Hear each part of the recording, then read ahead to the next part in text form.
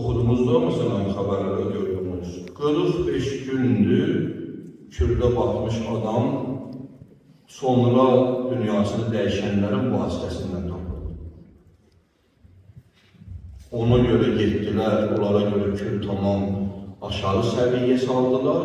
Biz onların da tələf olmanı narahat, onlar da insandılar. Onlar da bir atanın evladıdırlar, ananın evladıdırlar. Allah onlara da öz dinlərinin üzərində rəhmət eləsin, belə bir söz var.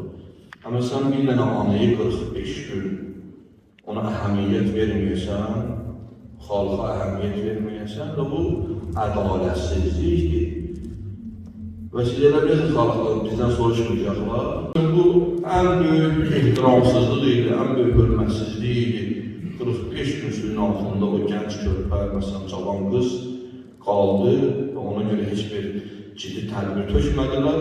Sonradan öz dinlərinə mənsub olan adamlar dünyasını dəyişəndə baxsına gəlağı düşdülər. O xanım da onların məsələn vasitəsindən tapıldı. Bu ən böyük ədalətsizlikdir və ən böyük zülümdür. Mən gəlim məscidə namazımı qılayım, şəxsi işlərimlə məşğul olum, zikrimi deyim, nə olur olsun. Belə din, nə Quran bizə öyrədir, nə Peyğəmbər, nə iman. Hər birimizin ictimai məsuliyyətimiz var. Ola bizim məclis linkindən çoxdur, mən münbərə çıxıram. Amma hər birimizin var. Hərənin özünə görə, bazardakının bazardakı qədər məsuliyyəti var. Məscid imamının məsciddəki qədər. Hərənin özünə görə məsuliyyəti var. Yəni, hərə gələn zülmlə mübarizə var. Dünən məsələn gəldilər, cəmaatla görüş keçirdilər, hansı xalqla görüşdülər? Kübə-Müxarifin qubernatorundan, nazirlikdən adamlar gəlmişlər, marifata layihələrlə tanış olurlar. Hansı layihələrlə tanış olurlar? Hansı Marmolun gözəl vəziyyətindən tanış olurlar? Hələ eşitdiyimə görə bəzi mənbələrə xəbərlər oxuduğuma görə narazı gedirlər. Təbii ki, narazı getməlidirlər.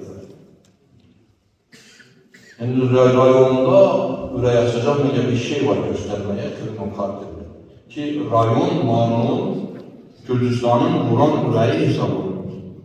Amma Marmolu çox acınacaqlı vəziyyətdədir, hər saat. Çox acınacaqlı vəziyyətdədir.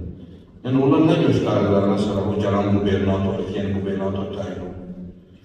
Və biz bir kütünə olaraq, siz başqasından heç də gözləməyin, qardaşlar. Tarixən insanların haqlarını məscidlər və kilsələr tələb edir. Yəni, cərəyanlar məscidlərdən və kilsələrdən qaynaqlanır. Məscidlər səngərdir. Məscid müsəlmanların səngəridir. İmam rəhmətli buyurur, məscidi boş qoyun. Bura bizim səngərimizdir. Biz buradan gələk öz sözümüzü deyək və tələb də edək. Nə ki, deyilə burada qalır, deyilə burada qalır. Yəni, hər barədə əradəsizlik var. Hər barədə.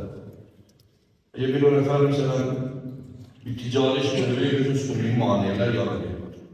Suni maniyələr, qoymurlar ticarət edir. Din haqqında ədalətsizliklər var, məsələn, din məsələlər. Hələ bu günə qədər də həllini tapır. Struktura barədə ədalətsizliklər. Nələr var, nələr məsələn? Biz Allah bunlardan sonra soruşacaq, Allah'ı billahi soruşacaq. Allah ayə deyib, o dəfə də dedim, qiyamət günü Allah deyir, məzluma deyəcək ki, məzlum deyir, Allah'a deyəcək ki, bunlara, bizə zülm edənlərə 2 bərabər əzab ver. Allah deyəcək ki, hər ikinizə 2 bərabər əzab veriləcək. Çünki sən də onun zülmünə sustun, qəbul edin. Hər nəyə qəbul edin? Bir ticarətindən qorxdu, danışmadı, özü bilər Allah'a bilər. Birinin nəyi var, danışmadı, özü bilər Allah. Hər nə səbəbə görüşsə də cavab verir. Allah'ın